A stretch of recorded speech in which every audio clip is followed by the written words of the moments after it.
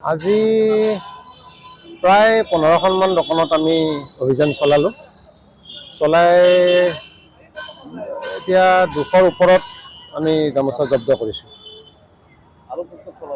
এতিয়া আমি কলেজৰ ওচৰত বৰা বজাৰ বুলি এখন বজাৰ আছে, এই মালিগাঁও এৰিয়াতে। এতিয়া আমি তাত গৈ আছোঁ। গতিকে পাৱাৰলুমৰ উৎপাদিত যিখিনি গামোচা আমি পাম, আমাৰ দৃষ্টিগোচৰ হয়, গোটেইখিনি আমি জব্দ কৰিম।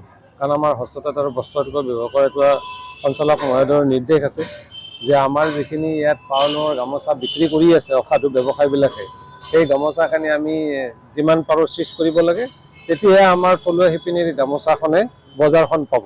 আৰু এই গামোচাবিলাক যদি চলি থাকে বা আমাৰ গ্ৰাহকে যদি ক্ৰয় কৰে, আমাৰ থলুৱা শিপিনীৰ গামোচাখনে বজাৰখন নাপাব। গতিকে তেওঁলোকে দিনে ৰাতি কষ্ট কৰি যিখন গামোচা বনায়, সেই মূল্যটো তেওঁলোকে নাপায়, বজাৰ মূল্য নাপায়। কাৰণ এতিয়া আমাৰ ধৰক চহৰ অঞ্চলেই হওক, গাঁও অঞ্চলেই হওক, আমাৰ আত্মসহায়ক গোট, আমাৰ বোৱা কটা সমবায় সমিতি, ব্যক্তিগতভাৱে বহুতে এই শিল্পটো এতিয়া ব্যৱসায় হিচাপে লৈছে, আমাৰ দৃষ্টিগোচৰ হৈছে। গতিকে এই ব্যৱসায় হিচাপে যিহেতু আমাৰ শিপিনীসকলে শিল্পটো লৈছে, গতিকে আমি পাৱাৰলুমৰ গামোচাখিনি বন্ধ কৰিব পাৰিলেহে তেওঁলোকে উচিত বজাৰখন পাব।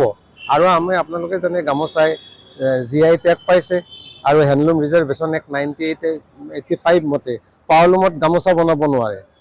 পাৱাৰলুমত আমাৰ অসমীয়া যিখন আমাৰ গামোচা, এই গামোচাখন তেওঁলোকে বনাব নোৱাৰে। গতিকে পাৱাৰলুমৰ গামোচা আমি য'তেই পাম, আমাৰ য'তেই দৃষ্টিগোচৰ হ'ব, তাতেই আমি জব্দ কৰিম।